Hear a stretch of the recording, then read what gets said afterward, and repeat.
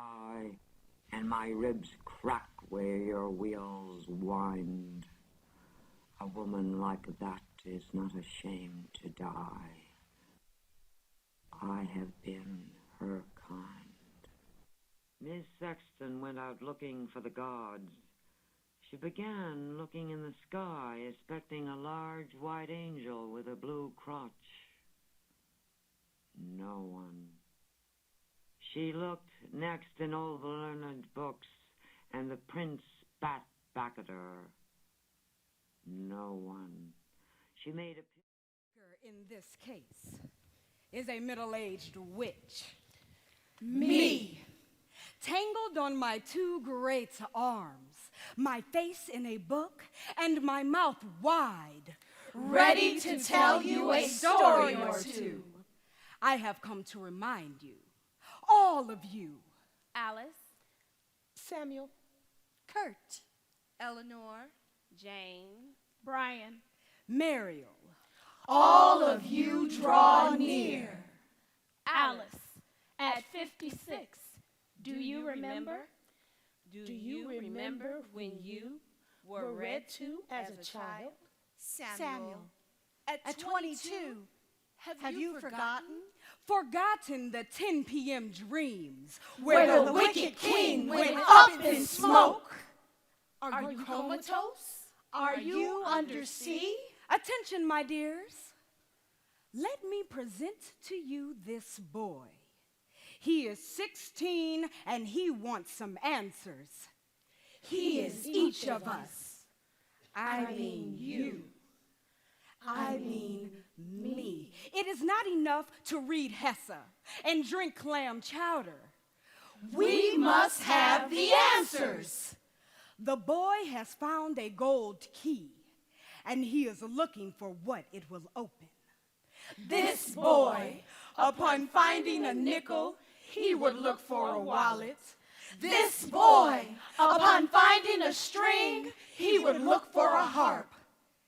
Therefore, he holds the key tightly. Its secrets whimper like a dog in heat.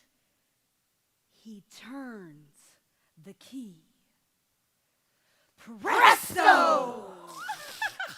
It opens this book of odd tales which transform the brothers Grimm. Transform? As if an enlarged paperclip could be a piece of sculpture.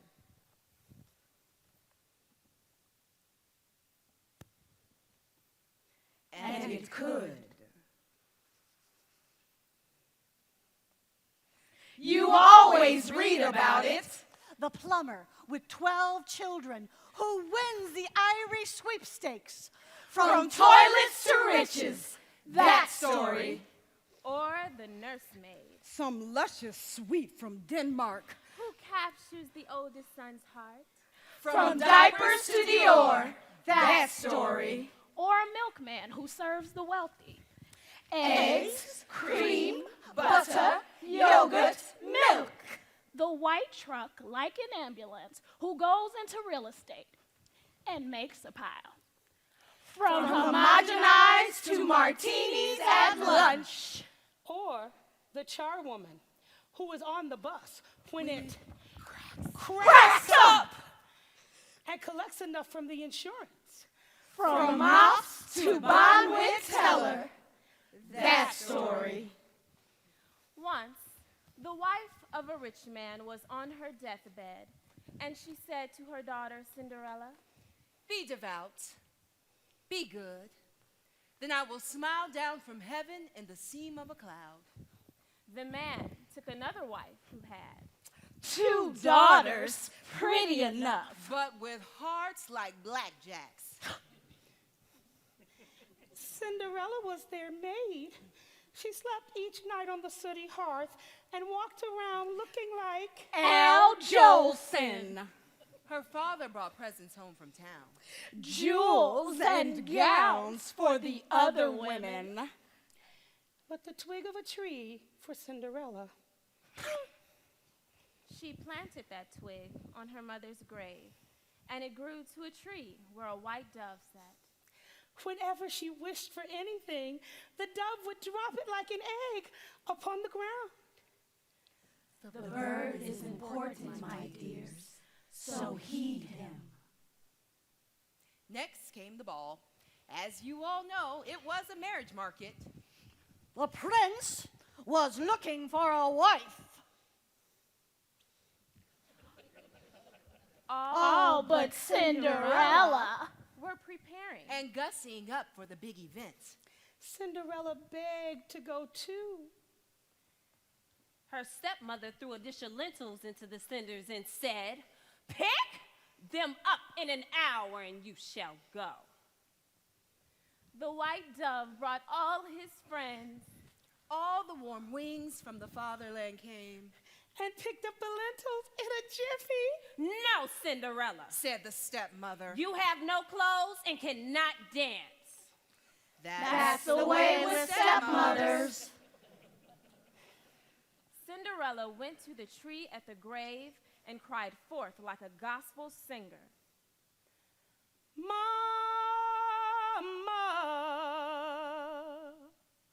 Mama,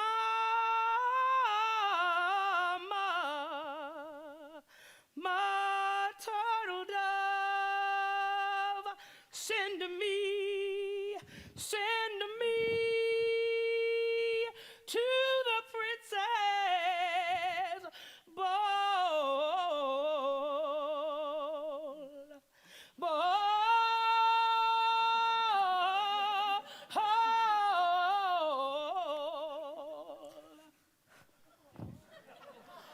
The white dove dropped a little golden dress The dove. and delicate gold slippers. Rather a large package for a simple bird, So she went. which is no surprise. Her stepmother and sisters didn't recognize her without her cinder face. And the prince took her hand and danced with No other. the whole day.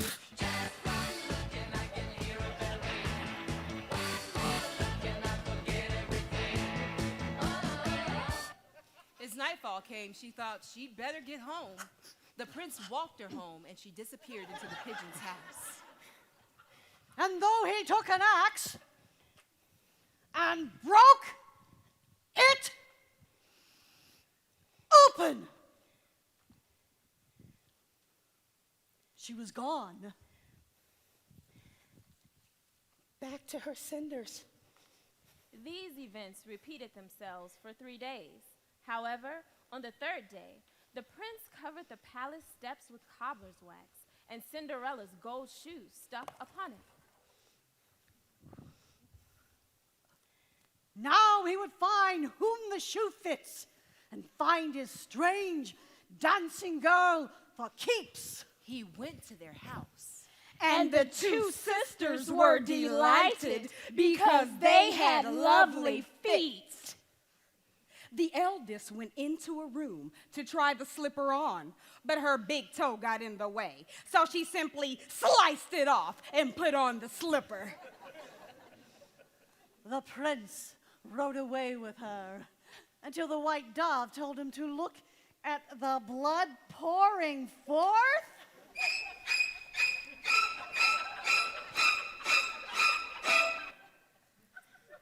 That is the way with amputations. They don't just heal up like a wish. The other sister cut off her heel, but the blood told as the blood will. The prince was getting tired. He began to feel like a shoe salesman. But he gave it one last try.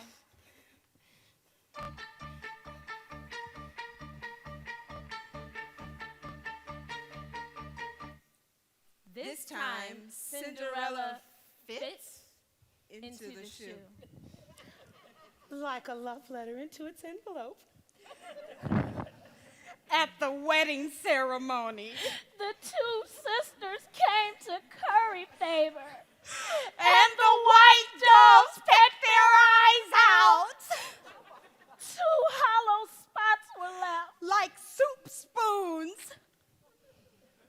Cinderella and the prince Live, they say, happily ever after, like 2 dolls in a museum case, never bothered by diapers or dust.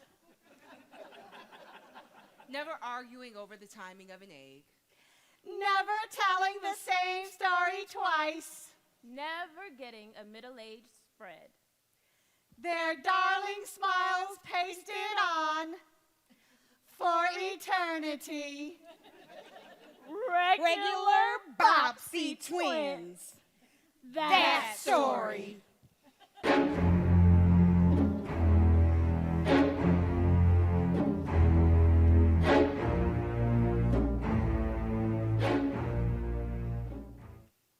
No matter what life you lead, the virgin is a lovely number.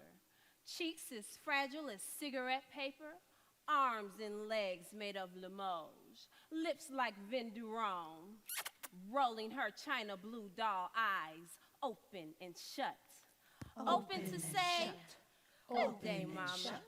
And shut for the thrust of the unicorn. She is unsoiled. She is as white as a bonefish. Open and shut. Open and shut. Open and shut. Open and shut. Open and shut. Open and shut. Open and shut. Once, there was a lovely virgin called Snow White. Say she was 13. Her stepmother, A beauty in her own right, though eaten, of course, with age, would hear of no beauty surpassing her own. beauty is a simple passion. But oh, my friends, in the end, you will dance the fire dance in iron shoes. The stepmother had a mirror to which she referred, something like the weather forecast. A mirror that proclaimed, The one beauty of the land. She would ask, Looking glass upon the wall, who is fairest of us all? and the mirror would reply, you are fairest of us all. Pride pumped in her like poison. Suddenly, one day, the mirror replied, Queen, you are full fair, 'tis true, but Snow White is fairer than you. Until that moment, Snow White had been no more important than a dust mouse under the bed. But now the queen saw brown spots on her hands and 4 whiskers over her lip.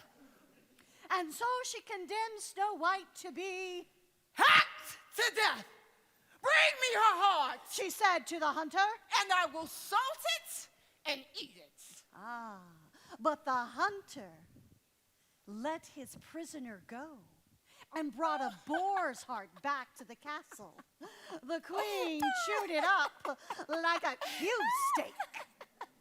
And now I am fairest, She said, lapping her slim white fingers.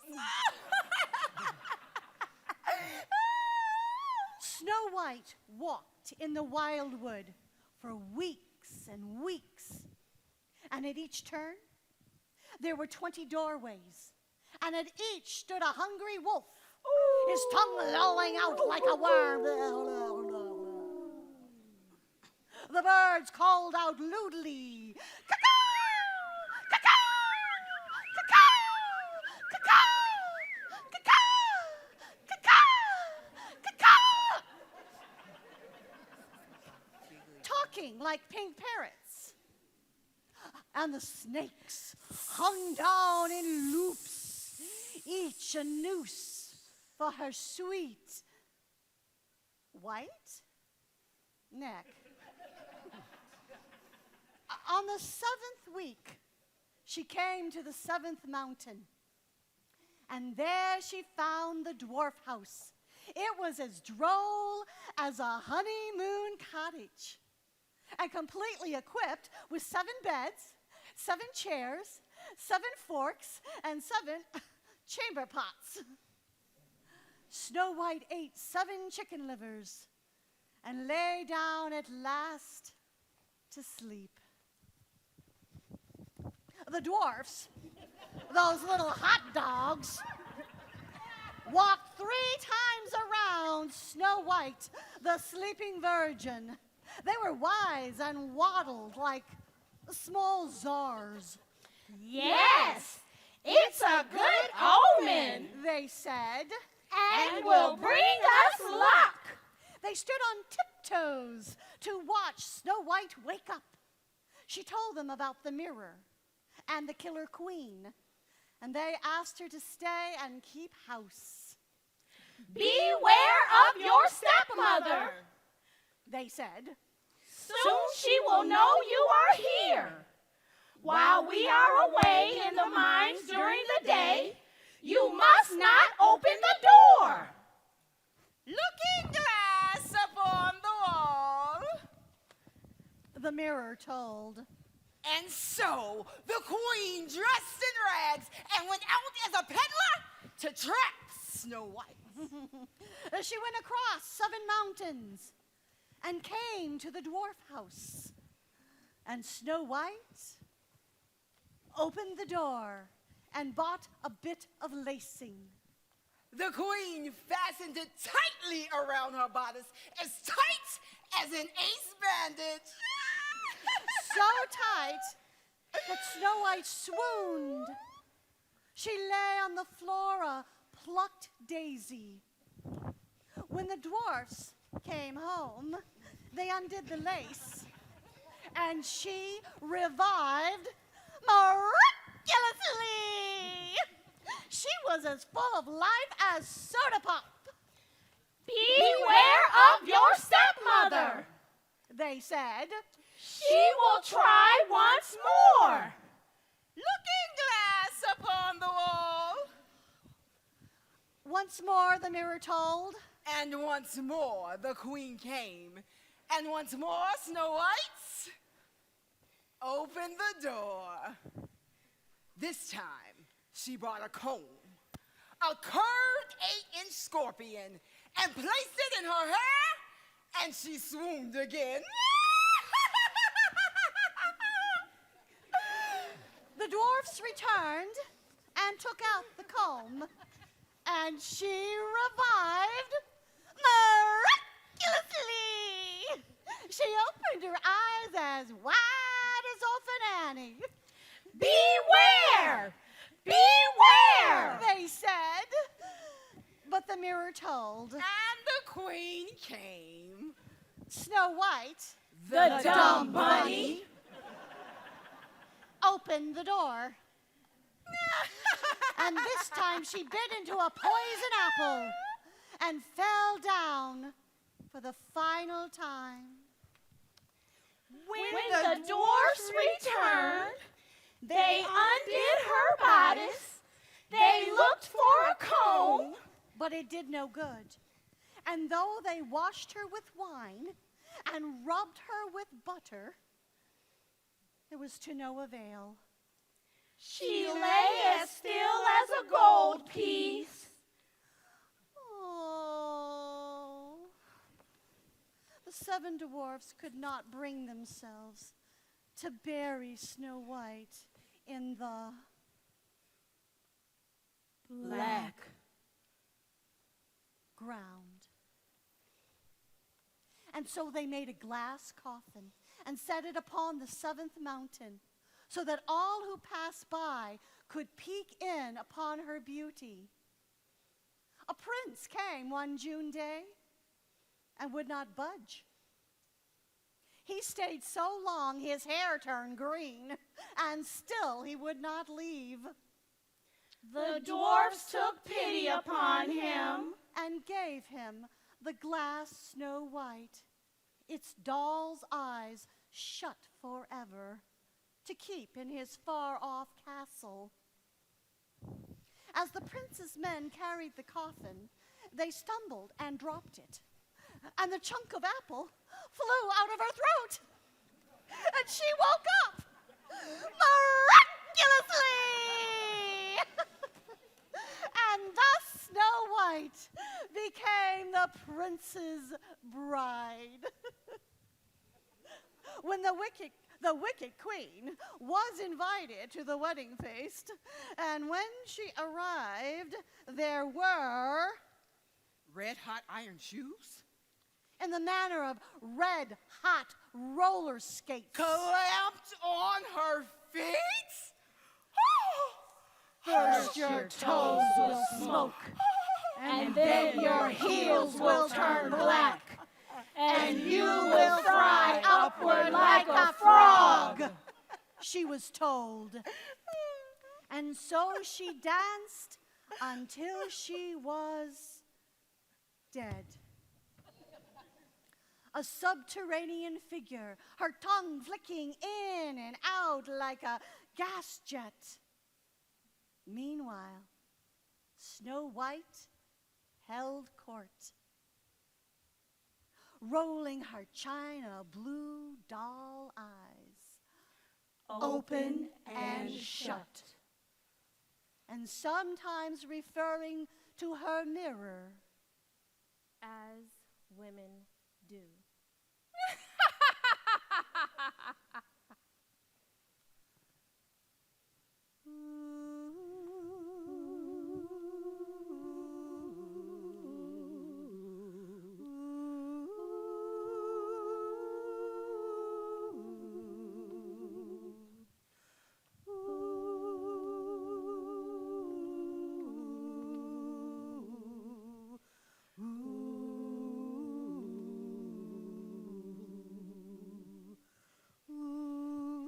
A woman who loves a woman is forever young.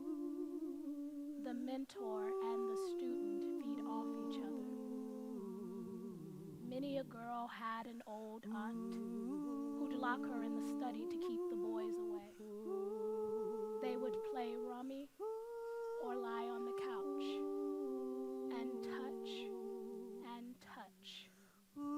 Old breast against young breast. Let your dress fall down your shoulder. Come, touch a copy of you, for I am at the mercy of rain.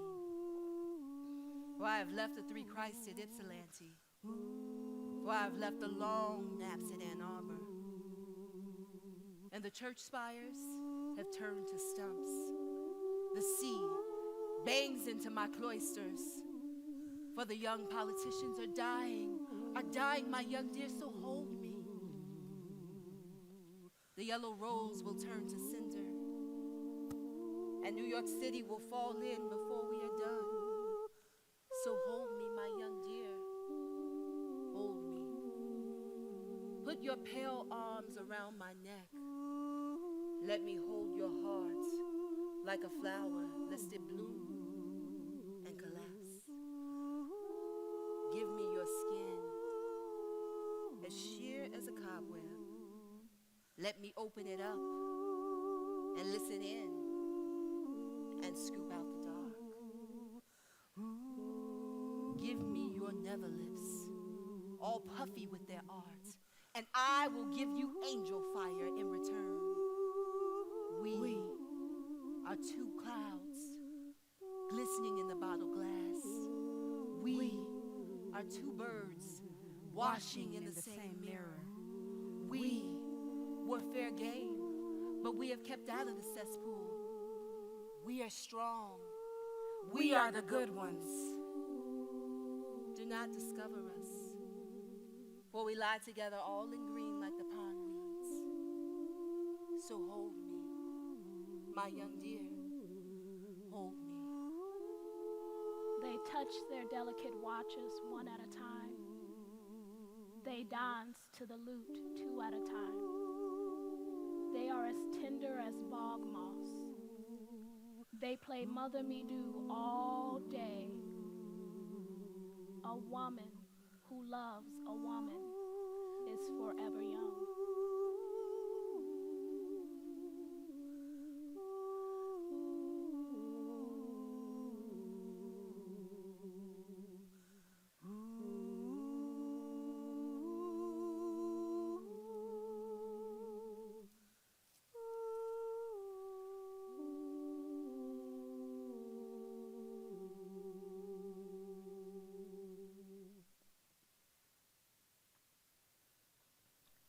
Once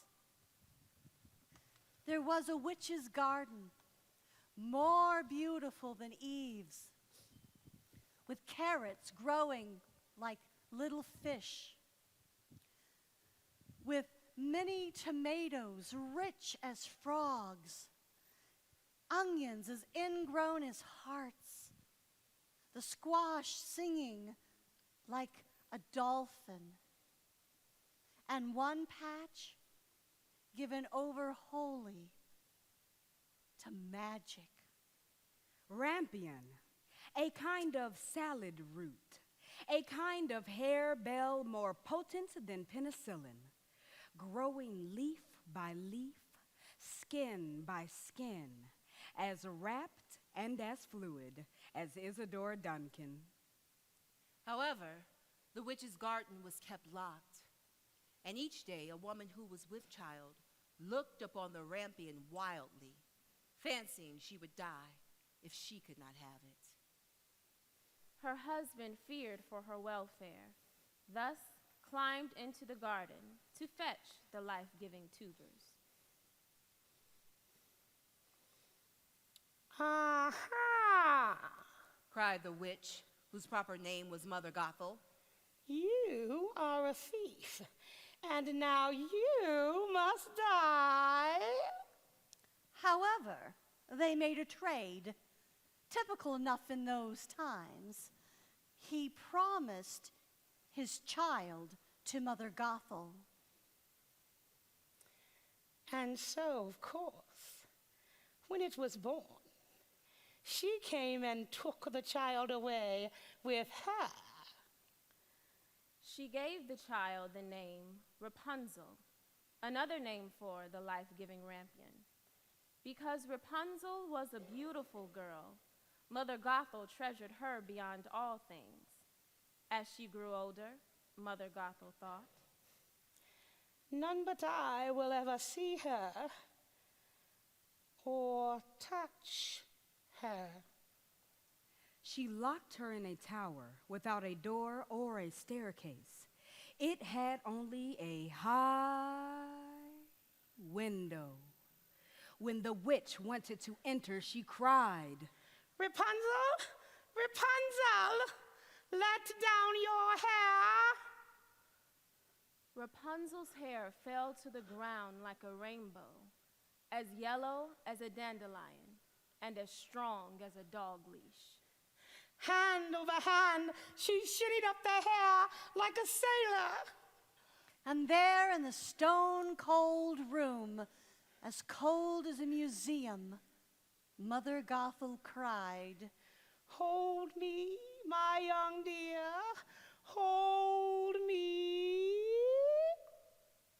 And thus they played Mother Me Do. Years later, a prince came by and heard Rapunzel singing in her loneliness. That song pierced his heart like a valentine, but he could find no way to get to her. Like a chameleon, he hid himself among the trees and watched the witch ascend the swinging hair. The next day, he himself called out, Rapunzel, Rapunzel, let down your hair. And thus they met, and he declared his love. What is this beast? She thought. With muscles on his arms like a bag of snakes. What is this moss on his legs? What prickly plant grows on his cheeks? What is this voice? As deep as a dog. Yet he dazzled her with his answers. Yet he dazzled her with his dancing stick.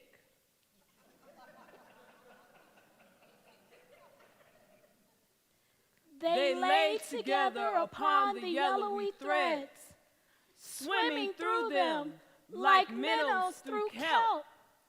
And they sang out benedictions like the Pope. Each day he gave her a skein of silk to fashion a ladder so they could both escape. But Mother Gothel discovered the plot. And cut off Rapunzel's hair to her ears, then took her to the forest to repent. When the prince came, the witch fastened the hair to a hook and let it down. When he saw Rapunzel had been banished, he flung himself over the tower, a side of beef. He was blinded by the thorns that pierced him like tacks.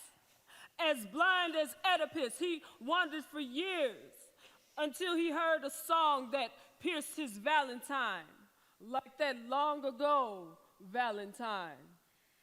As he kissed Rapunzel, her tears fell on his eyes, and in the manner of such cure-alls, his sight was suddenly restored. And they lived happily, as you might expect, proving that Mother Me Do can be outgrown. Just as the fish on Friday, just as a tricycle. The world, some say, is made up of couples. A rose must have a stem. And as for Mother Gothel, her heart shrank to the size of a pin. Never again to say, "Hold me, my young dear, hold me." And only as she dreamt of the yellow hair did moonlight sift into her mouth.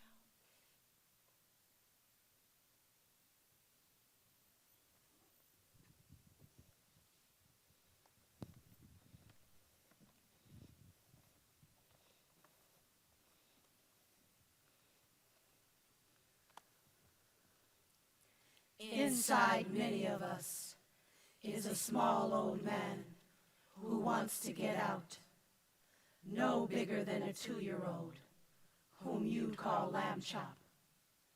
Yet this one is old and malformed. His head is okay, but the rest of him wasn't sanforized. He is a monster of despair. He is all decay. He speaks up as tiny as an earphone, with Truman's asexual voice. I am your dwarf. I am your dwarf. I am your dwarf. I am the enemy within. I am the enemy within. I am the boss. I am the boss of your dreams. No! I am not the law in your mind, the grandfather of watchfulness. I am the law of your members, the kindred of blackness and impulse. See, your hand shakes. It is not palsy or booze. It is your doppelganger trying to get out. Beware.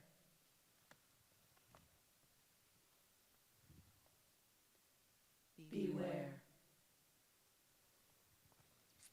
There once was a miller with a daughter as lovely as a grape. He told the king that she could spin gold out of common straw. The king summoned the girl and locked her in a room full of straw and told her to spin it into gold. Or she would die like a criminal. Poor grape, with no one to pick. Luscious and round and sleek. Poor thing.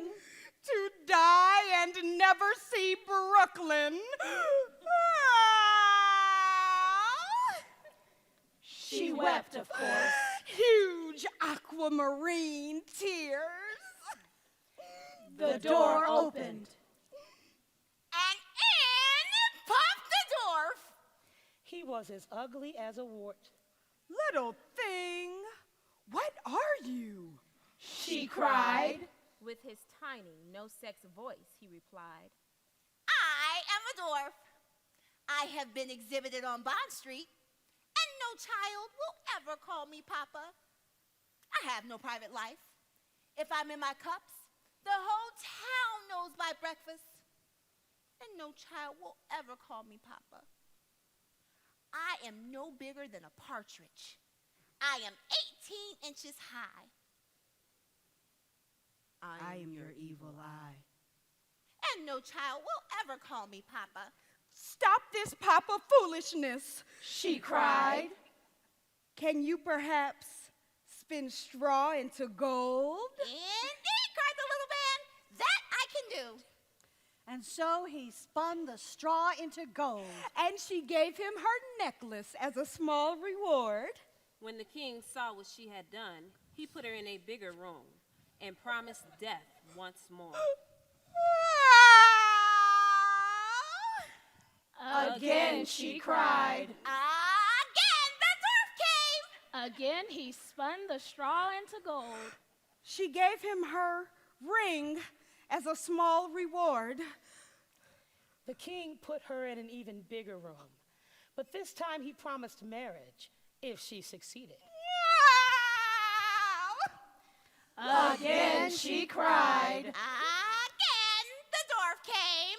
but she had nothing to give him. Without a reward, the dwarf would not spin. He was on the scent of something bigger. He was a regular bird dog. Give me your firstborn, and then I will spin. She thought. Pipple, he is a silly little man. And so she agreed. So he did the trick. Gold as good as Fort Knox. The king married her, and within a year, A son was born. He was like He was like most. new babies, as ugly as an artichoke, but the queen thought him a pearl. She gave him her dumb lactation, delicate. Trembling, hidden, warm. etc. And then the dwarf appeared. To claim his prize. Indeed, I have become a papa. She offered him all the kingdom. But he wanted only this, a living thing to call his own. And being mortal, Who can blame him? The queen cried 2 pails of seawater. She was as persistent as a Jehovah's Witness. And the dwarf took pity. I will give you 3 days to guess my name. And if you cannot, I will collect your child. The queen sent messengers throughout the land to find names of the most unusual sort. When he appeared the next day, she asked, Melchior, Balthazar. but the dwarf replied, No, that's not my name. The next day she asked, Spindleshanks, Spiderlegs. But it was still. No. On the 3rd day, the messenger returned with a strange story. he told her, as I came around the corner of the wood, the corner of the wood where the fox Where said, the fox says goodnight to the hare. Good night to the hare. I saw a little house with a fire. with a fire burning in front of it. burning in front of it, around the fire, a ridiculous little a man. ridiculous little man was sleeping on one leg.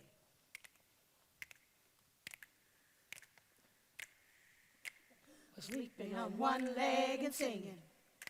Today I bake, and tomorrow I brew The next day, the queen's only child of divine, not even the census taker knows that. Rumpelstiltskin. It's my name. Skitty-dee-da-dee-dee-wop. The queen was delighted. She had the name. Her breath blew bubbles. When the dwarf returned, She called out, Is your name by any chance Rumpelstiltskin? He cried. The devil told you that. He stamped his right foot into the ground and sank in up to his waist. Then he tore himself in two, somewhat like a split broiler. He laid his two sides down on the floor, one part soft as a woman, one part a barbed hook. One part, Papa. One part doppelganger.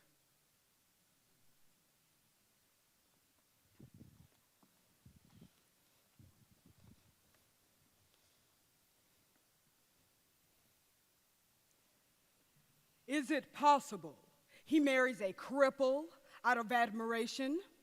A desire to own the maiming, so that not one of us butchers will come to him with crowbars or slim, precise tweezers? Lady, bring me your wooden leg so I may stand on my own two pink pig feet. If someone burns out your eye, I will take your socket and use it for an ashtray. if they have cut out your uterus, I will give you a laurel wreath to put in its place. If you have cut off your ear, I will give you a crow who will hear just as well. My apple has no worm in it. My apple is whole. Once, there was a cruel father who cut off his daughter's hands to escape the wizard. The maiden held up her stumps, as helpless as dog's paws, and that made the wizard want her. He wanted to lap her up like strawberry preserve. She cried on her stumps, as sweet as lotus water, as strong as petroleum, as sure fire as castor oil. Her tears lay around her like a moat. Her tears so purified her that the wizard could not approach. She left her father's house to wander in forbidden woods, the good, kind king's woods. She stretched her neck like an elastic, up, to take a bite of a pear hanging from the king's tree. Picture her there for a moment. A perfect still life.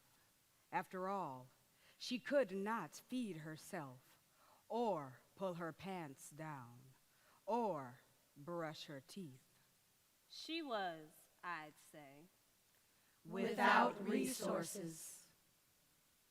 The king spied upon her in that moment of stretching up, and he thought, Eeny, meeny, miny, mo.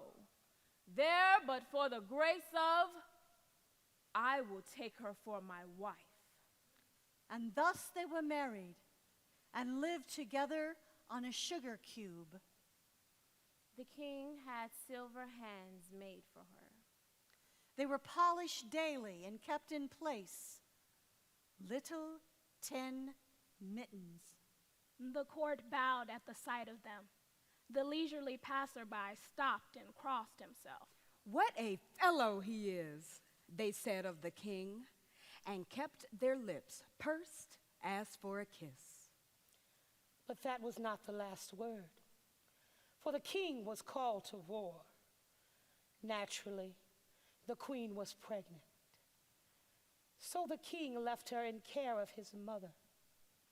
Buy her a perambulator, he said, and send me a message when my son is born. Let me hear no catcalls or see a burned mattress. He was superstitious. You can see his point of view. When the son was born, the queen sent a message, but the wizard intercepted it, saying instead a changeling was born. The king didn't mind. He was used to this sort of thing by now. He said, Take care. but the wizard intercepted it, saying, Kill both, then cut out her eyes and send them. Also cut out his tongue and send it. I will want my proof. The mother, now the grandmother, a strange occupation at all to be a mother, sent them out into the woods. The queen named her son Painbringer. and fled to a safe cottage in the woods. She and Painbringer did so good in the woods, her hands grew back. The 10 fingers budding like asparagus, the palms as whole as pancakes, as soft and pink as face powder. The king returned to the castle and heard the news from his mother. Then he set out for 7 years in the woods, never once eating a thing. Or so he says. Doing far better than Mahatma Gandhi. He was good and kind, as I have already said. So he found his beloved. She brought forth the silver hands. She brought forth Painbringer, and he realized that they were his. Though both now, unfortunately, whole. Now the butchers will come to me, for I have lost my luck. It put an insidious fear in him, like a tongue depressor held fast at the back of your throat. But he was good and kind, and so he made the best of it. Like a switch hitter. They returned to the castle for a second wedding feast. He put a ring on her finger this time. They danced like dandies, and all their lives kept the silver hands polished daily. A kind of purple heart. A talisman. A yellow star.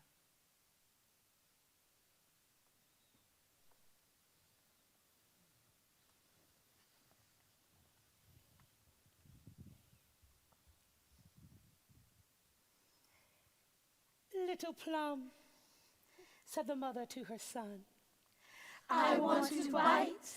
I want to chew. I will eat you up. little child, little nubkin, sweet as fudge. You are my bliss. I will spit on you for luck, for you are better than money. Your neck as smooth as a hard-boiled egg, soft cheeks, my pears.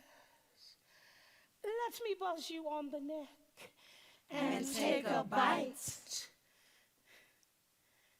I have a pan that will fit you. Just pull up your knees like a game hen.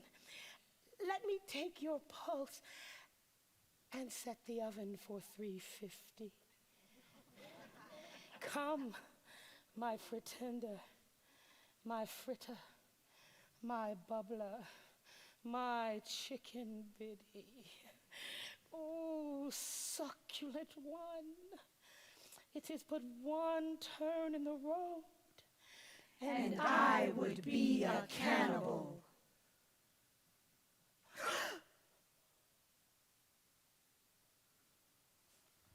Hansel And Gretel, And their parents. Had come upon evil times. They had cooked the dog and served him up like lamb chops. There was only a loaf of bread left. The final solution Their mother told their father, was to lose the children in the forest. We have enough bread for ourselves, but none for them. Hansel heard this and took pebbles with him into the forest. He dropped a pebble every 5th step, and later, after their parents had left them, they followed the pebbles home. The next day, their mother gave them each a hunk of bread, like a page out of the Bible, and sent them out again. This time, Hansel dropped bits of bread. The birds, however, ate the bread, and they were lost at last. They were blind as worms. They turned like ants in a glove, not knowing which direction to take. The sun was in Leo, and water spouted from the lion's head, but still they did not know their way.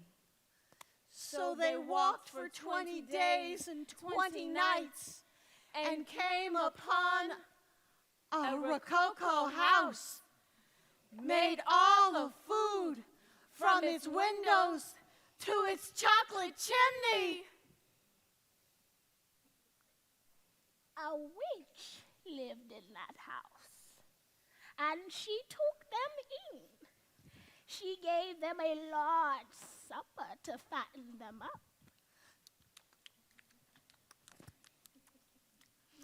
And then they slept, Z's buzzing from their mouths like flies. Then she took Hansel, the smarter, the bigger, the juicier, into the barn and locked him up. Each day she fed him goose liver so that he would fatten, so that he would be as lauded as a plump coachman. That night of a whip, she was planning to cook him and then gobble him up, as in a feast after a holy war. She spoke to Gretel and told her how her brother would be better than mutton, how a thrill would go through her when she smelt him cooking, how she would lay the table, sharpen the knives, and neglect none of the refinements. Gretel, who had said nothing so far, nodded her head and wept. She who dropped neither pebble nor bread bided her time. The witch looked upon her with new eyes and thought, why not this saucy lass for an hors d'oeuvre? She explained to Gretel that she must climb into the oven to see if she would fit. Gretel spoke at last. Ja, Fräulein. Show me how it can be done. The witch thought this fair and climbed in to show the way.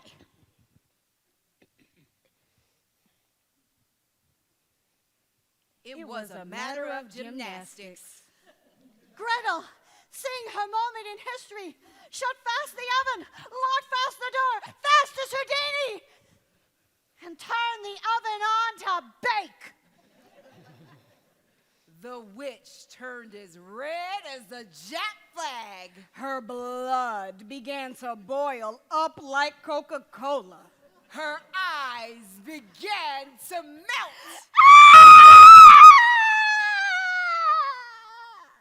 She was done for. Altogether, a memorable incident. As for Hansel And Gretel, they escaped and went home to their father. Their mother, you'll be glad to hear, was dead. Only at supper time, while eating a chicken leg, Did the children remember the woe of the oven, the smell of the cooking witch? a little like mutton. to be served only with burgundy and fine white linen, like something religious. Many are the deceivers. the suburban matron, proper in the supermarket, list in hand so she won't suddenly fly, buying her dozen chuck wagon dog food.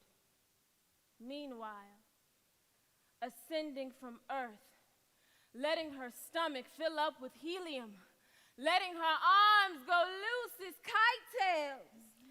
Getting ready to meet her lover. A mile down Apple Crest Road in the Congregational Church parking lot. 2 seemingly respectable women come up to an old Jenny and show her an envelope full of money. They promise to share the booty if she will give them 10 thou as an act of faith. Her life savings are under the mattress, covered with rust stains and counting. They are as wrinkled as prunes, but negotiable. The women take the money and disappear. Where's the moral? Not all knives are made for stabbing the exposed belly. Rock climbs on rock, and it only makes a seashore. Old Jenny has lost her faith in mattresses, and now she has no wastebasket in which to keep her youth. The stand-up comic on The Tonight Show, who imitates the vice president and cracks up Johnny Carson and delays sleep for millions of bedfellows watching between their feet, slits his wrist the next morning in the Algonquin's old-fashioned bathroom, the razor in his hand like a toothbrush, wall as anonymous as a urinal, the shower curtain his slack Rubberman audience. And then the slash, as simple as opening a letter, and the warm blood breaking out like a rose upon the bathtub with its claw and ball feet.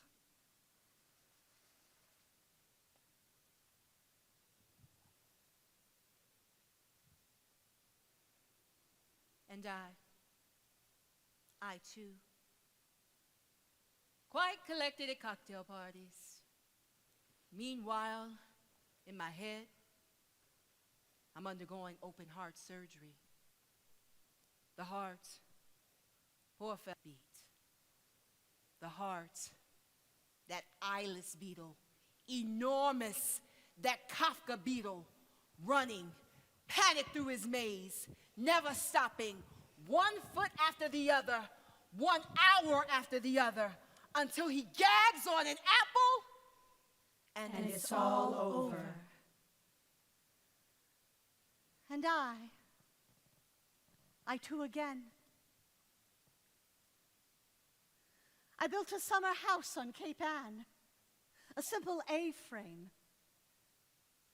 And this too was a deception. Nothing haunts a new house. As I moved in, the bathing suit and tea bags, the ocean rumbled like a train backing up. And at each window, secrets came in like gas. My mother, the departed soul, sat in my Eames chair and reproached me for losing her keys to the old cottage. Even the electric kitchen had the smell of a journey. The ocean was seeping through its frontiers and laying me out like a wet rail. The bed. The bed was stale with my childhood, and I could not move to another city.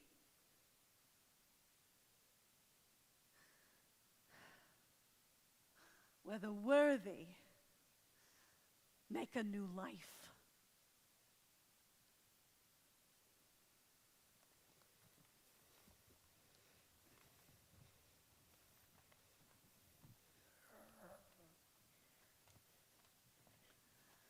Long ago there was a strange deception. A wolf dressed in frills a kind of transvestite. But I get ahead of my story.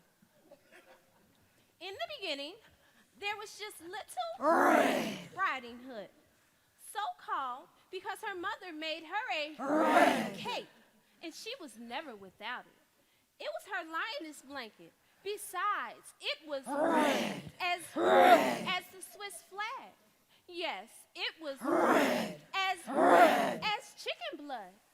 But more than she loved her riding hood, she loved her grandmother, who lived far from the city, in the big wood. This one day, her mother gave her a basket of wine and cake to take to her grandmother because she was ill. Wine and cake? Where's the aspirin? The penicillin? Where's the fruit juice? Peter Rabbit got chamomile tea. But wine and cake it was. On her way in the big wood, Red Riding Hood met Mr. Wolf. "Good day, Mr. Wolf," she said, thinking him no more dangerous than a streetcar or a panhandler. He asked where she was going. And she obligingly told him. There, among the roots and trunks, with the mushrooms pulsing inside the moss, he plans how to eat them both. The grandmother, an old carrot, and the child, a shy budkin, in a red hood. He bade her to look at the bloodroot, the small bunchberry, and the dogtooth, and pick some for her grandmother. And this she did. Meanwhile, he scampered off to grandmother's house and ate her up as quick as a slap. Then he put on her knight's dress and cap and snuggled down into the bed. A deceptive fellow. Red Riding Hood knocked on the door and entered with her flowers, her cake, her wine. Grandmother looked strange. A dark and hairy disease, it seemed. "Oh, grandmother, what big ears you have. Ears, eyes, hands, and then the teeth." The better to eat you with, my dear. So the wolf gobbled Red Riding Hood down like a gumdrop.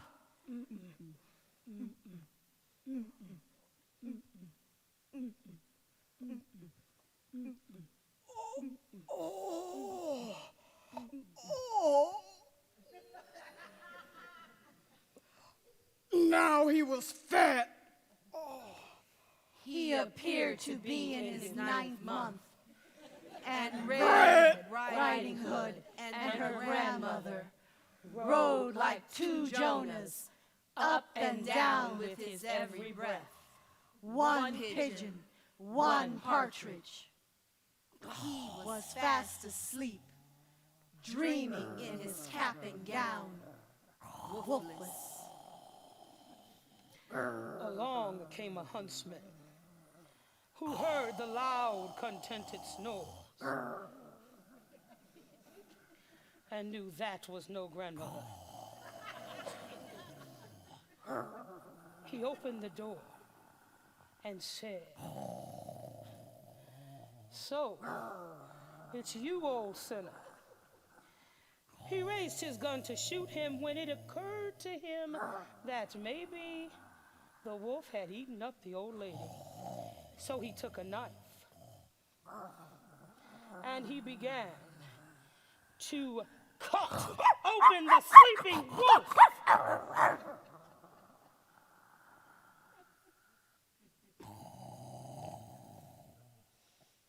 A kind of cesarean section. It was a carnal knife that let Riding Hood out like a poppy, quite alive from the kingdom of the belly. And the grandmother, too, still waiting for cakes and wine. The wolf, they decided, was too mean to be simply shot. So they filled his belly with large stones and sewed him up.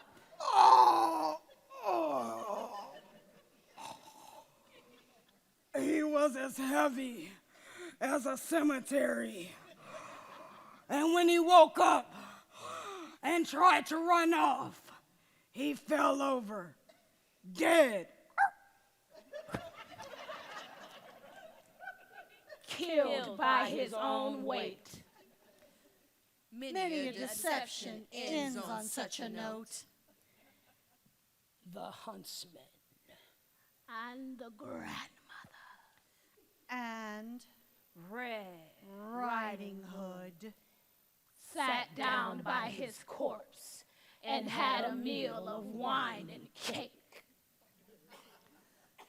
Those two remembering nothing naked and brutal from that little death, that little birth, from their going down and their lifting up. Frau Doctor, Mama Broomdig, take out your contacts, remove your wig. I write for you, I entertain, but frogs come out of the sky like rain. Frogs arrive with an ugly fury. You are my judge, You are my jury. my guilts are what We catalog. I'll take a knife And chop up frog. Frog has no nerves. Frog is as old as a cockroach. Frog is my father's genitals. Frog is a malformed doorknob. Frog is a soft bag of green. The moon will not have him. The sun wants to shut off like a light bulb.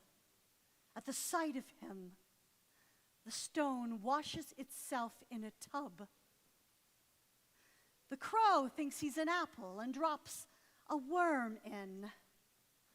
At the feel of frog, the touch-me-nots explode like electric slugs. Slime will have him. Slime has made him a house. Mr. Poison Is at my bed. He wants my sausage. He wants my bread. Mama Broomdig. He wants my beer. He wants my Christ. For a souvenir. Frog has boil disease. And a belly full of parasites. He says, Kiss me. Kiss me. and the ground soils itself. Why should a certain quite adorable princess be walking in her garden at such a time and toss her golden ball up like a bubble and drop it into the well? It was ordained. Just as the fates deal out the plague with the tarot card. Just as the Supreme Being drills holes in our skulls to let the Boston Symphony through. But I digress. A loss has taken place. The ball has sunk like a cast iron pot into the bottom of the well.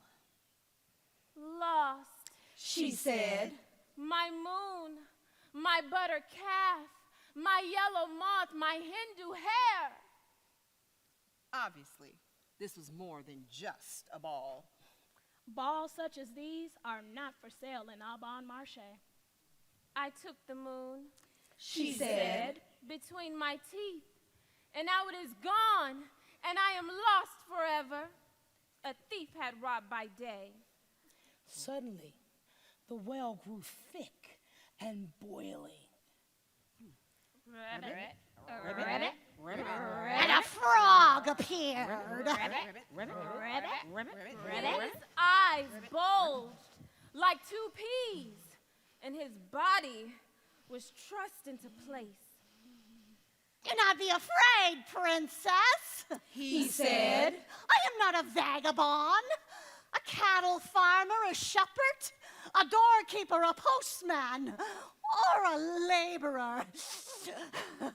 I come to you as a tradesman. I have something to sell. Your ball, he said, for just 3 things. Let me eat from your plate. Let me drink from your cup. Let me sleep in your bed. She thought. Old Wattler, those three you will never do.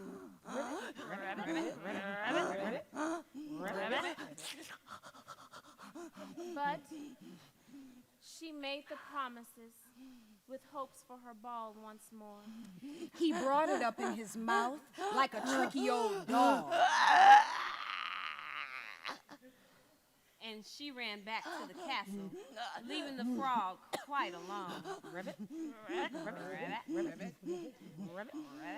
That evening, at dinner time, a knock was heard at the castle door, and a voice demanded, King's youngest daughter, let me in. You promised. Open to me. I have left the skunk cabbage and the eels to live with you. The king heard of her promise and forced her to comply.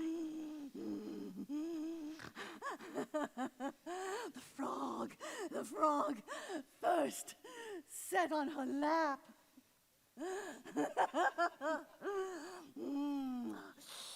He was as awful as an undertaker. Next, he was at her plate, looking over her bacon and her calf's liver. We shall eat in tandem, he said. Gleefully.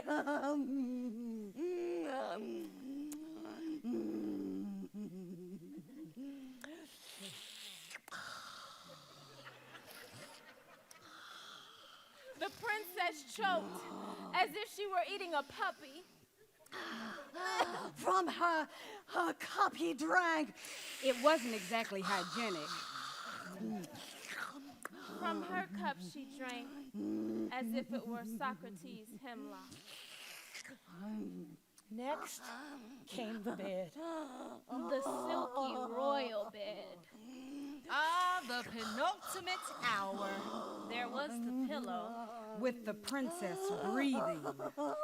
And there was the sinuous frog, Riding up and down beside her. Ribbit, Ribbit, ribbit, ribbit. I have been lost in a sea of shut doors, He said. and I have made my way over the stones to be and live with you. ribbit, ribbit, ribbit, ribbit, ribbit, ribbit, ribbit. She woke up. Aghast! I suffer for birds and fireflies, but not frogs. She said. And threw him across the room. Kaboom!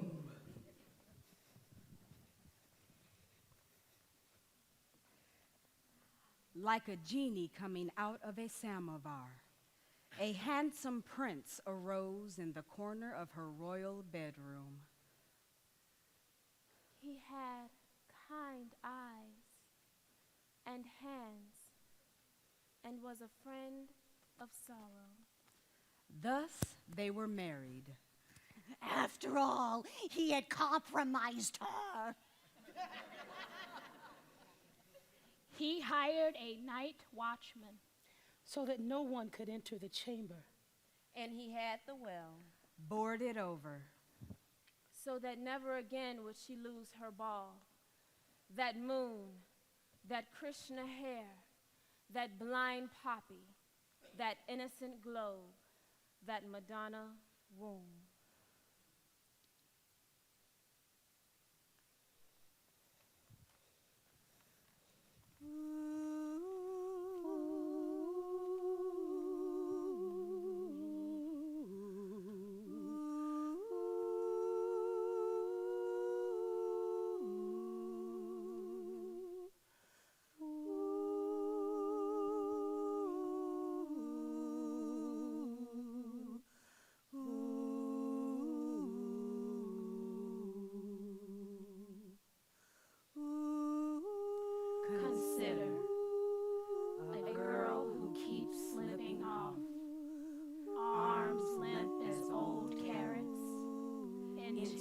hypnotist trance into a spirit world, speaking with the gift of tongues.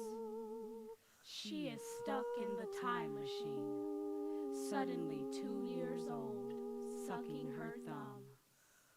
As inward as a snail, learning to talk again. She's on a voyage.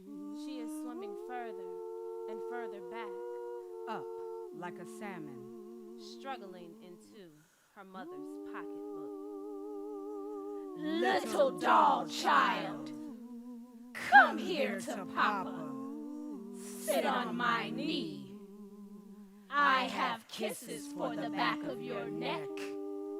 A penny for your thoughts, princess. I will hunt them like an emerald. Come be my Snooky, and I will give you a root.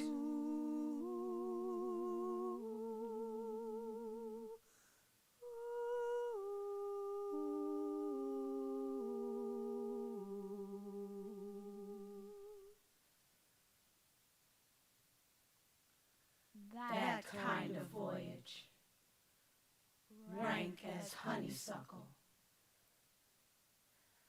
Once, a king had a christening for his daughter, Briar Rose. And because he had only 12 gold plates, he asked only 12 fairies to the grand event. The 13th fairy, her fingers as long and thin as straws, her eyes burnt by cigarettes, her uterus an empty teacup, arrived with an evil gift. She made this prophecy. The princess shall prick herself in her 15th year, and then fall down dead. Kaput! The court fell silent. The king looked like Monk's scream. Fairies' prophecies, in times like those, held water. However, the 12th fairy had a certain kind of eraser. Thus she mitigated the curse, changing the death into a 100-year sleep. The king ordered every spinning wheel exterminated and exorcised. Briar Rose grew to be a goddess, and each night the king bit the hem of her gown to keep her safe. He fastened the moon up with a safety pin to give her perpetual light. He forced every male in the court to scour their tongues with babo, lest they poison the air she dwelt in. Thus she dwelt in his odor, rank as honeysuckle. On her 15th birthday, she pricked her finger on a charged spinning wheel, and the clocks stopped. Yes, indeed, she went to sleep. The king and queen went to sleep. The courtiers, the flies on the wall. The fire in the hearth grew still, and the roast meat stopped crackling. The trees turned into metal, and the dogs became china. They all lay in a trance, each a catatonic stuck in the time machine. Even the frogs were zombies. Only a bunch of briar roses grew, forming a great wall of tacks around the castle. Many princes tried to get through the brambles, for they had heard much of Briar Rose, but they had not scoured their tongues, so they were held by the thorns, and thus were crucified. In due time, 100 years passed, and a prince got through. The briars parted as if for Moses, and the prince found the tableau intact. He kissed Briar Rose, and she woke up crying. Daddy! Daddy! Presto, she's out of prison. She married the prince, and all went well, except for the fear of sleep. Briar Rose was an insomniac.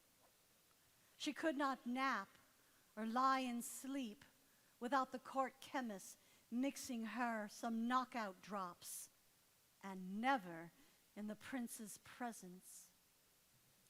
If it is to come, she said, sleep must take me unawares, while I am laughing or dancing, so that I do not know that brutal place where I lie down with cattle prods, the hole in my cheek open.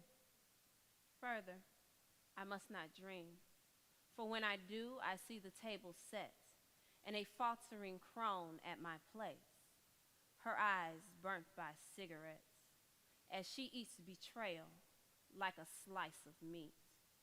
I must not sleep, for while asleep I'm 90, and think I'm dying. Death rattles in my throat like a marble. I wear tubes like earrings. I lie as still as a bar of iron. You can stick a needle through my kneecap, and I won't flinch. I'm all shot up with Novocaine. This trance girl is yours to do with. You could lay her in a grave, an awful package, and shovel dirt on her face, and she'd never call back. Hello there. But if you kissed her on the mouth, her eyes would spring open, and she'd call out, Daddy! Daddy! Presto!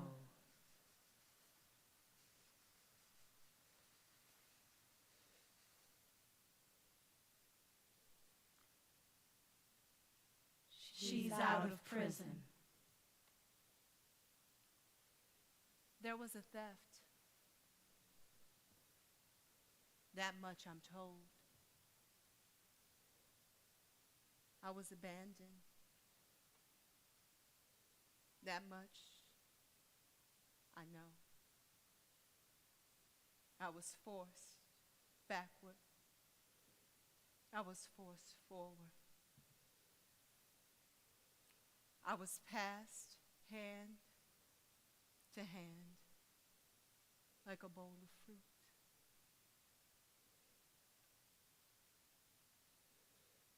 Each night, I am nailed into place, and I forget who I am.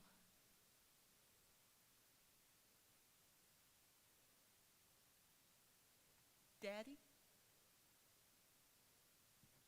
That's another kind of prison. It is not the prince at all, but my father, bent drunkenly over me, circling like some shark in the abyss. My father, thick upon me like some sleeping jellyfish. What voyage this, little girl? This coming out of prison. God, help! This life after death.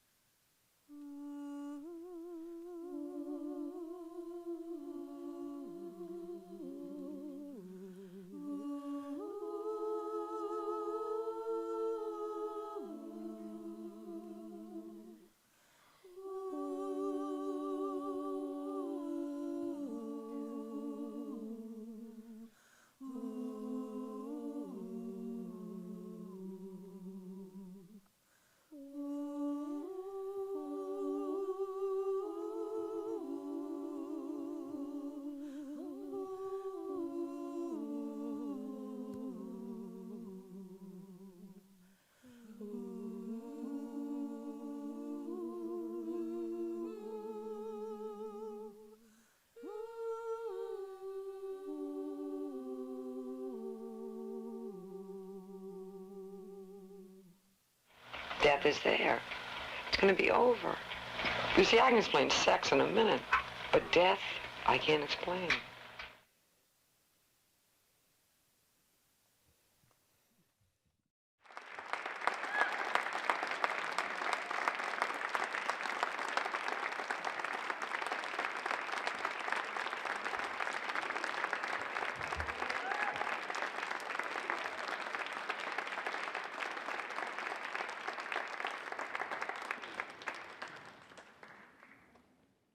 I will come this way and pass the microphone over, and you can start, if you would, and just give us some of your thoughts. All right. I told Patrick last night after I left here, I said, I've taught Anne Sexton, but I have to go home and read those poems all over again after I saw your performances. They were just outstanding. I cried, and I just thought, have I really read this woman's poems before after I saw what you all did with them? I just thought it was brilliant. Really, really fine, fine work. So I wanted to just give a little bit of background, kind of leading into talking about where Anne Sexton is getting her stories and about fairy tales. And she gets them from the Grimm brothers. And I know there's a television program, I think I caught a little bit of it, about Jacob and Wilhelm running around the countryside and gathering tales. Turns out it doesn't really work that way. They would bring people into their home and they would interview them. And most of the people they brought into their homes were women. And they would get the stories of these fairy tales from the women. This is the early 1800s, it's Germany. So several things happened as they started working on these tales and collecting them and writing them down. They went through several versions, and they would start often having these slightly raunchy, interesting, erotic, challenging, revolutionary stories that by the time they'd gone through 2 or 3 editions,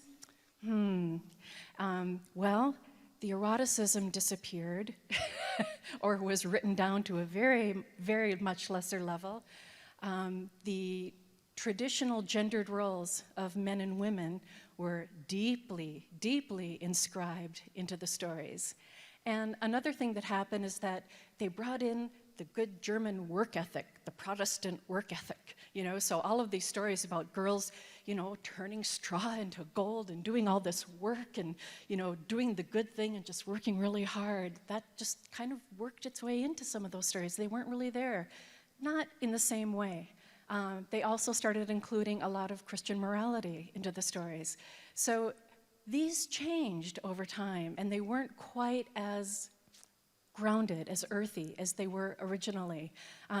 If you think about what was going on also in France at the same time, and they were writing fairy tales, Beauty and the Beast, what's the story of Beauty and the Beast? Beauty gets to say no over and over and over. She keeps getting asked, will you marry me? No, she says. Women have the right to say no. Doesn't really appear again in the Grimm's fairy tales. And I think a lot of what Anne Sexton is doing is she's taking these stories that are written in such a way that we look at them now and we think, that's absurd. Why would a woman agree to do that? Why would it go that way? Well, we can thank the Brothers Grimm to some degree for part of that anyway. And so those were just a few opening remarks that I wanted to give to some of you. And I think I'm going to pass it on to Jen now, and then we'll see what questions you Good evening. Well, first, I just wanted to start off by congratulating all of you. It's quite an accomplishment for a group of folks such as yourselves, performers, to pull off what you did tonight. The collaboration that was there, the commitment that you had. When the audience is laughing, there's a point of connection there because you're so committed to what you're doing that an audience responds with delight or with joy or with shock at what you're performing, and you're all so committed. And I think the combination of your bodies and the way that you use your bodies to express yourselves and your voices together. The lights, beautiful, also bringing a dynamic, and obviously many of the choices that your director may have made or helped steer you towards really highlights certain things about the text and really brings us into not only the perspective of Sexton, but also perhaps some of your perspective on what you bring to the stories. And I just want to let you know how beautiful and ugly and amazing and horrible you all were, if that makes sense, bringing these things to us and letting us experience these stories with new perspective through what you're bringing. And I just wanted to highlight a few moments that I found particularly striking as an audience member and person really invested in performance. And one of those is some of the moments of sexual violence that I think you portray in the show. And I found those particularly striking because in many ways I think they caught us off guard. We don't often think about stories. In my work I do a lot of work around gender violence, and I'm constantly talking about how the most contemporary version of Beauty and the Beast is really about domestic violence, but we don't think about that, right? We don't think about the undercurrents of these stories. And the way that you do so is in some ways invites us in a different way. To these kinds of experiences, and the way that you come together as a group, that the image of coming together as you're singing so beautifully to help your sister up, and what that means in the midst of dealing with these kinds of issues. Because in many ways, what I experienced through this show is kind of a traveling through women's experiences and people's experiences in general, but I think women's experiences specifically, the ways that women oppress one another, the ways that our oppression of one another, the ways that we might consume one another with our own desire for things that we have lost, or the violences that have been perpetrated against us, you portray in such striking ways. And one of the most striking images for me was when you were telling the story of the woman who her hands were cut off, but yet you were clasping one another's hands. And what does that mean to be in a society in which women, and I think women of color are often marginalized in such ways? What might that image mean or call forth for us, that a woman whose hands have been cut off, that you're all clasping one another's hands so strongly? And that also brings me to the third point I wanted to make about what was particularly striking for me, and that was the resistance that you perform to many of the lines that really tell a white narrative. And how you question some of the lines. And so I would be really interested in hearing about what this was like for you to subvert the narrative in that kind of way, which of course, for me as a white woman, I probably wouldn't approach the text in the same way, right? I have that privilege. And so I'd be particularly interested in hearing your own responses to your own subversion of Anne Sexton's subversion of the traditional fairy tale. So thank you so much for your performance. Did you want somebody to answer that? Because we have a response? Oh, yeah. Okay. Yeah, you're mic'd. You have mic. The moments that she's identifying were particularly in the story Snow White, when, lapping her slim white fingers, her white neck. And we actually have to credit Patrick for calling that to our attention. And there was also the moment where burying them in the black ground. And he asked us what we wanted to do with those moments. He invited us to call attention to it and asked us how we would treat those moments. And particularly, he kind of lent us how to deal with the white issue, to question it. But he asked us, how do you want to deal with the word black? And these women, their response was, we want to treat it with dignity. And so they said very reverentially, black ground. And then the positioning was, this kind of semicircle of black women standing. Thank you. Thank you. We'd like to open it up to questions in the audience. If anyone has a question or a comment that they would like to share. Okay. Excuse me for walking in front of you. I really don't need the microphone. That's okay. Hey, I just got over here. You're going to use it, okay? Thank you so much, Dr. Santero, for bringing us to all of these theaters in all of these different plays, including this one. It's a privilege to be a fellow student here at Governor State, and to be able to watch every single one of you perform the way you did was just outstanding. I mean, I was at tears at the end, and I really love the frog. I love the frog. Oh my God. It was smartly done. I mean, the expressions of everyone and the use of your bodies, and like Jennifer said, every single part of you was that particular character in that particular story.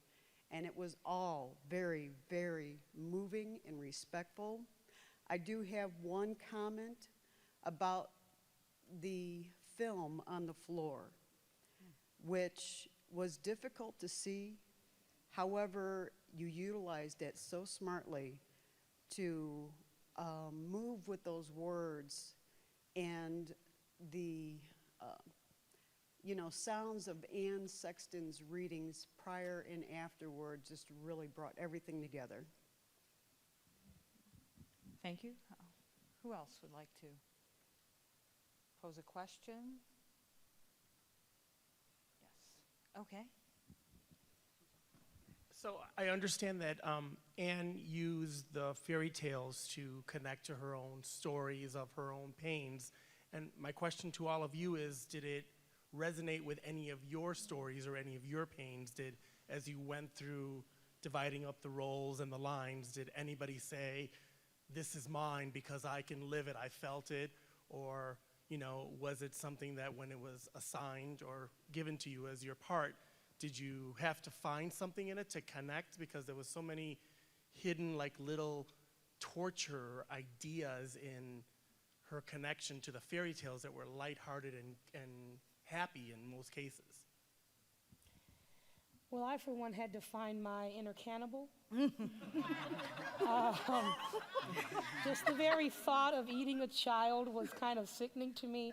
And then to make it sound appetizing, that was my, the challenge. To make you even think, wow, that sounds like it might be tasty.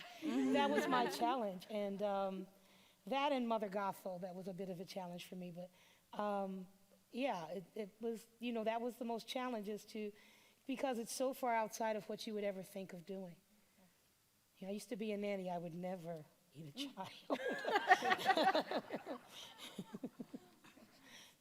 I think this is going to be the night where we talk about how great Patrick is. But one of the things, part of the work that he did with us when we first started was going through the text and really dissecting the text and asking us our thoughts and our opinions and finding words that helped us to connect with the text. And I think in that way, we all found a piece of ourselves in each story tale. And then I think that there's some, types that just kind of stand out. And I mean, Cherish is the perfect little Snow White. She's so dainty, and it fits her perfectly, and so, yeah. Except for the dumb bunny part. Except for the dumb bunny, you're not a dumb bunny. I thank God that I cannot connect with a lot of what Anne Sexton went through, what brought her to write some of these things, because she went through some horrible things. Absolutely horrible. I thank God I haven't experienced that. But what really got me thinking was her experience with childbearing. It's been on my mind a lot lately about having children and what does that do, and what does that do to a woman physically? What does that do to a woman emotionally? And it ripped her up so that she named her child Pain Bringer. Hello? So, yeah, that's the sort of thing that just really got me thinking, like just that experience of motherhood, and what can that do to somebody?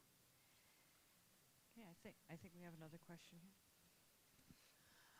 My question is about the performance, and each of you was so strong individually. It was quite extraordinary, and the other part that I thought was magical was the synergy among all of you.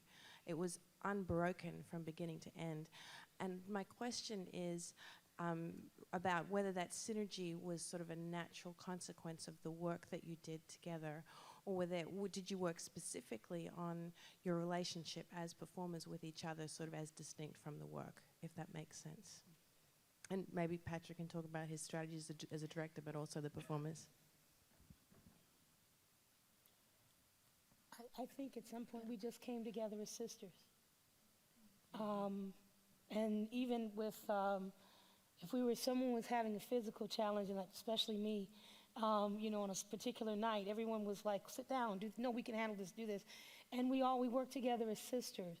If someone was having a moment, we have to stop and acknowledge that moment and just see, so we became very close. I'm actually going to miss spending every evening with these ladies.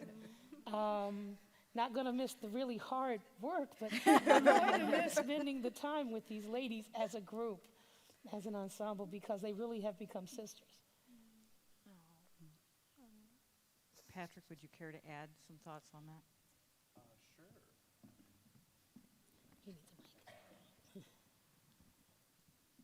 In terms of a strategy, I really wanted the cast to know from day one that I was not an expert here.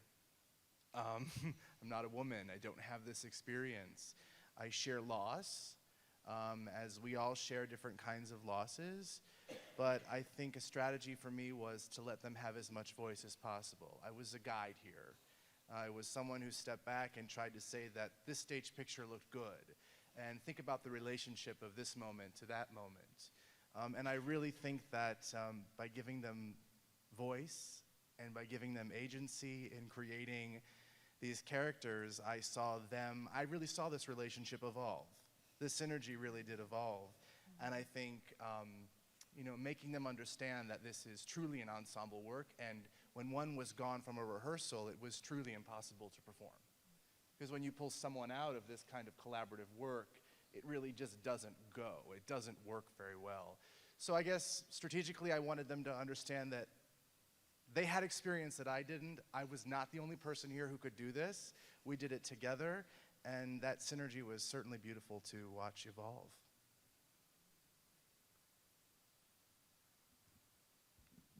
Other questions? Okay. Okay, she asked if they could all introduce themselves. Patrick? Oh, Dr. Patrick Santoro, professor of theater and performance studies here at Governor State University. Lynn Clayton, I'm an employee here. I work in the Dean's Office, College of Education. Roshonda Ross Orta, I work with the dual degree program and under the admissions umbrella here. Deirdre Webb, I work in the registrar's office. I am a graduation counselor. I am also a GSU graduate student. Keisha Dyson, I'm the program developer for our television department, and I'm an adjunct professor. Kiana Marshall, I'm a senior here at Governor State, major communications, focusing on advertising and public relations. Kimberly Hudson, I'm a senior here at Governor State University, majoring in communications. Cherish Brown, I'm a student here. I am in the communications department with a focus in PR, public relations. Thank you.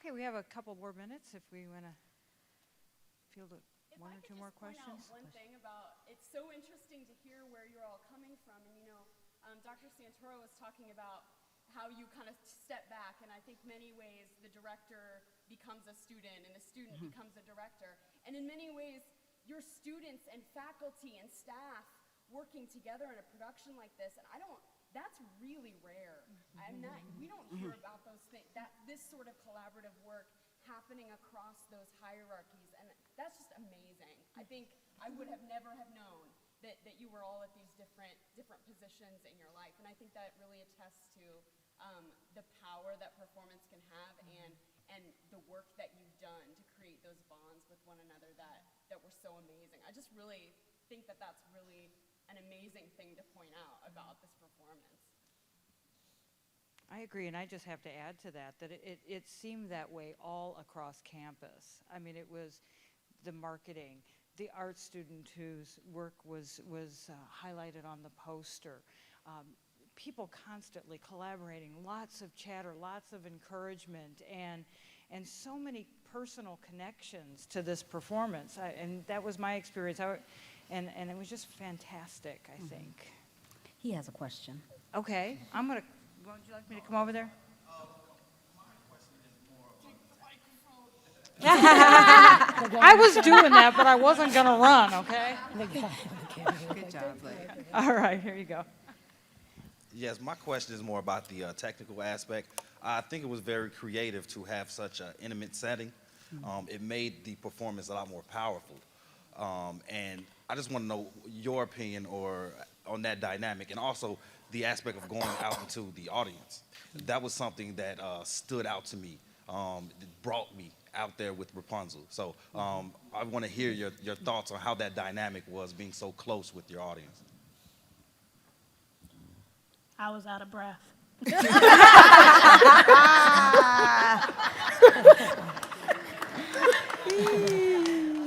But I made it. That's all that matters. I think when we first, when all of us came in and Patrick told us about the way the staging and the seating would be, we were all like, what? I know I felt that way. I'm like, oh, man. But the more we practiced in here and came and saw the show come together, I was like, okay, yeah, this is it. It does just, it makes you feel everything so much more. It's so raw to be right there and see the emotion and feel the pain or the happiness, whatever is going on. So it's definitely a treat. So, yeah. It was really intimidating. I have a film and television background, and to be so up close and personal with folks that was a little nerve-wracking, actually. Yeah. No, I actually No takes enjoyed and it. retakes. I'm a professional storyteller, so I do get up close and personal with children and audiences as a storyteller. So this was like coming home. Yeah, yeah. I really enjoyed this. Eye contact is like fuel, especially in those really creepy moments. I was trying to find your eyes as much as I could, like, yeah, I'm looking at you. I mean, you, yeah. It was great. One more thing I wanted to say. I really appreciated Dr. Santoro pushing us as far as our characters went, because we played everything from the princess to the man, and we were in practice, and we're like, we're supposed to play how am I supposed to play the prince? We're like, I don't talk like that. So I appreciated him pushing us and letting us know that we could do this, because I was like, you want me to do what? But it turned out to be really good.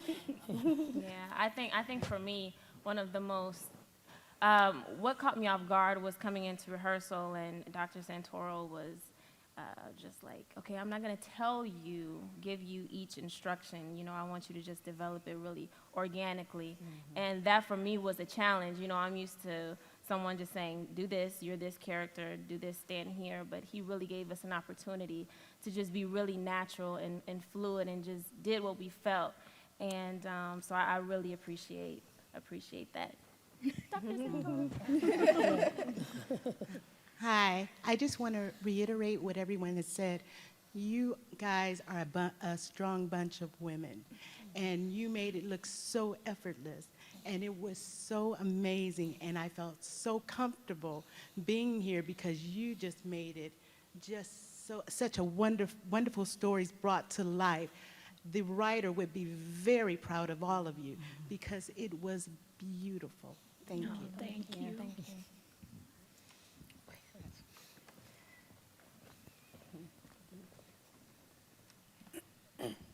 Hello. I wanted to give 2 compliments to the staff and director and all of the other people that help in the background. This was really brave. That is the word that comes to mind when I see this performance, because this is the first of its kind here at Governor State. You know, having employees and students and professors all working together on a collaborative thing like this. And so to be first, you really had to be brave. And then on top of that, this type of work was really, it's really what I would describe as raw. You know, the emotions are very out there. And so I really think that you ladies and gentlemen did a great job, you know, bringing that to the forefront and being the first to do it. Great job. Thanks, Arnett. Yeah, it took a little bravery to be out here in front of my classmates who I've been going to the theater with for the last few weeks, and we've been seeing performances. And so I didn't get to see this one, guys, sorry. But we've been going to the theater and seeing a lot of wonderful performances in Chicagoland, and if you ever get an opportunity to take that class, do. And so it was a little scary to have gone and sat in theaters with you all and having discussed shows with you all afterward, to be in front of you to perform. It was a little intimidating. So I don't know if you noticed I didn't really look at you. But, We didn't want to make you nervous. You were all amazing. And my curiosity is to know if any of you had a chance to test market the stories as you told them with young women who may still hear the stories of their youth and not realize that their original versions were a little bit different. Did you have the opportunity to talk with anyone who would say, really? Is that the way it really happened? Did you shatter any dreams? Because when you tell the stories, I'm imagining a 16-year-old who might have heard the grim versions and sit and listen and not understand. And I was wondering if you told them to younger girls to say. Not yet. And actually, I don't think most people actually know the Grimm versions. I think what they know are the Disney versions of the Grimm versions. True. And I happen to read the Grimm versions. I enjoy them. I'm not crazy about the television show, but I do like the actual original stories. And so, and I thought, wow, Anne took them even further than what I was used to. And I could see that she had some issues that she brought into what she, read into those stories. Just imagining great conversation between a group of 18-year-old college students versus a 30-year-old college student sitting and having the conversation. One woman having gone through the life experiences, knowing the stories in a different way, and someone else who still remembers the Disney versions, wondering what happened to those stories. You were terrific. Thank you. Great. Anyone else? Comments, questions? Behind me? Okay. Y'all did really well. Thank you. I think it's like very symbolic language that's used, and I wonder how long it took for you to actually jump into it and be like, okay, this makes sense to me. Because I think poetic language can be so abstract that at some point I don't even know how to present this in my body. So how long did it take that? It was a very ongoing process for me. We read through them the first night, but then it was only when I started memorizing them that I started picking up other nuances. And then in rehearsal, we would do this or that, and more nuances. And even tonight, I'm not sure I got it all.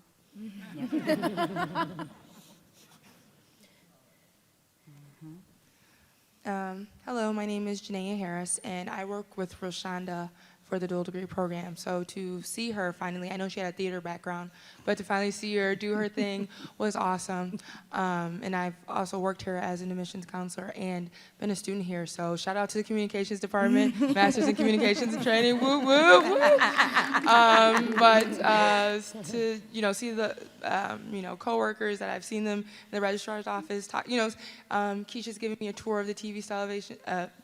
So it's like, wow, okay, you guys are awesome, and you do your thing. So I just want to say great job and great job. Thank Did you see the communication professors over there smiling when you? Right. All right. Any other last questions or comments?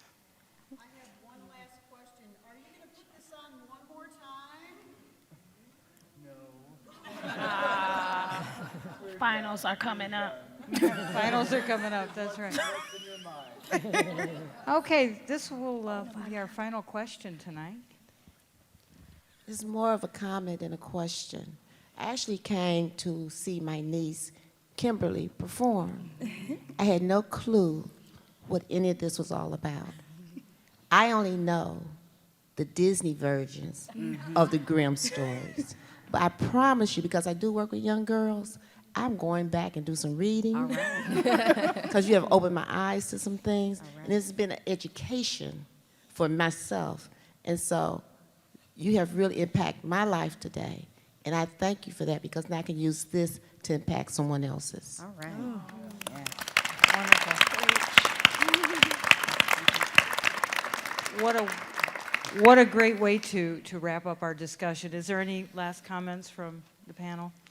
Thank you all for Thank coming. you all for coming. Thank you. All right. Good. I was just going to say that, you know, the Grimms took these stories from women. Start over for the camera. All right. The Grimms recorded these stories from women storytellers. They were reinscribed within a political and cultural framework that took it away from the women. And to me, tonight, between you and Ann Sexton, you've returned it back to the women, to the stories where they started with these. So congratulations. Thank you all for a great evening. Hope you enjoyed it as much as we all did. Have a safe trip home.